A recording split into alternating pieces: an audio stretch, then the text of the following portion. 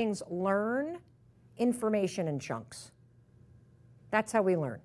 You learn information in chunks. One of the reasons why bias, whether it's bias against gender or bias against race or bias against yourself, is so strong is because when you pair information, it gets stuck together as a pair. So if I say peanut butter, what's the first thing you think? Correct. That got encoded as a chunk. And so what's happening for you is if you start to say to yourself, I'm the kind of person who, or when I feel failure, I think shrink. You've encoded it as a chunk of information that becomes automatic up here. And so the only way, and this is called the golden rule of habits, okay? The only way that we can get rid of this, because I'm telling you right now, I've been pounding this into your head, you can't control the stuff that happens and you cannot control how you feel. You could spend your lifetime trying to master this. Buddhist monks can do this, truly, because they study the skill of it. You and me forget about the triggers. We're going to become a master of the reaction. And I'm going to show you the science in a second. It's called the golden rule of habits, that when you change this piece of what's called, this is called a habit loop. There's a trigger, there's a behavior repeat, and then there's an outcome, okay? When you change the behavior, you trick your mind. Because we can't control this thing. This is why being sober is so incredibly difficult, because there are so many triggers. There's the smell, there's the bars, there's the people you used to drink with, there's the time of day that it is, there's certain songs that come on. All of those are triggers that trigger you to go into a chunk of behavior that's encoded. Self-doubt, confidence, exact same thing. Exact same thing. And it's for all of these. You feel any of these things, it's the same chunk that's happening to you. And this is what we're going to replace it with. So if what you do now is you feel something, and then you stop and think, or you hesitate, or you hide, or you do this, we're going to teach you, you can feel all this stuff, and you should, because it's normal. But we're going to teach you to insert this, and now we've just tricked your brain. Your brain didn't know that just happened, because it encoded it as a chunk, and we inserted a filling that was different. Really, really interesting stuff. And then, of course, what happens over time, because you now know the competency loop, is that you're always building confidence. Because you become the kind of person, despite what kind of personality you may have, that when that trigger hits and you feel yourself shrinking, you know that what you're going to do is 5, 4, 3, 2, 1, and go. That's how the 5-second rule acts as a starting ritual to help you change behavior that's encoded in your brain.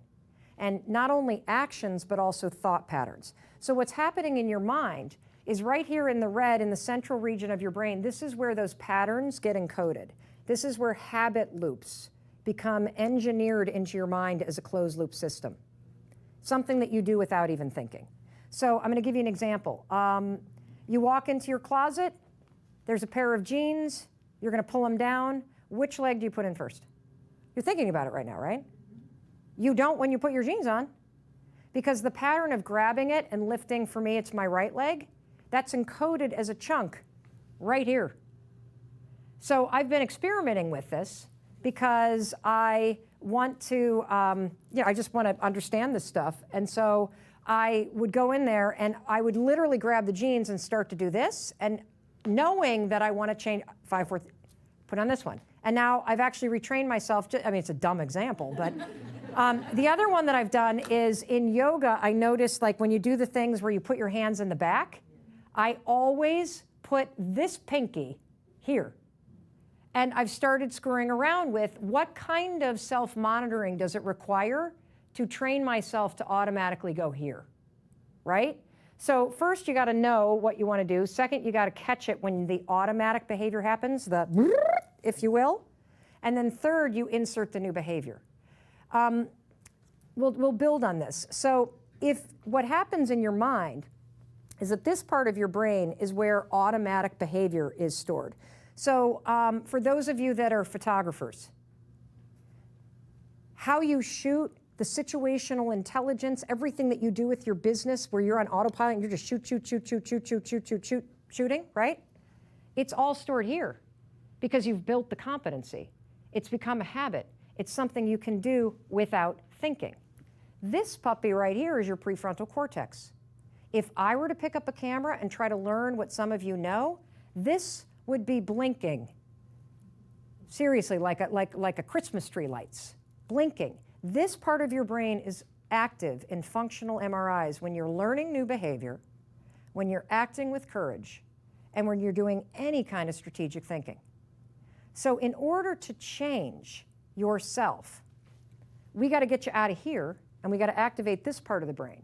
And what's cool about the 5-second rule, because this part of the brain will fight you on changing, because you already know you're supposed to put your right leg in first.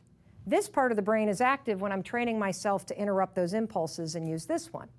So this part of the brain makes it harder. This part of the brain makes change easy. When you count backwards, 5, 4, 3, 2, 1, you activate the prefrontal cortex. That's what's happening. That's why this stupid thing works. Seriously. And so you've primed your mind to work with you. Now back in the previous slide, let's see if we can go back real quick, maybe not, where you were seeing the habit loops, what you're doing is in the language of habit science. So there's a golden rule of habit, and the golden rule is you can't change triggers, but you can replace the behavior.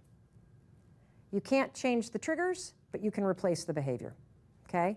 So again, focusing on the feelings that trigger self-doubt, that's not what we're going to do. We're going to focus on the behaviors that you engage in when you feel self-doubt.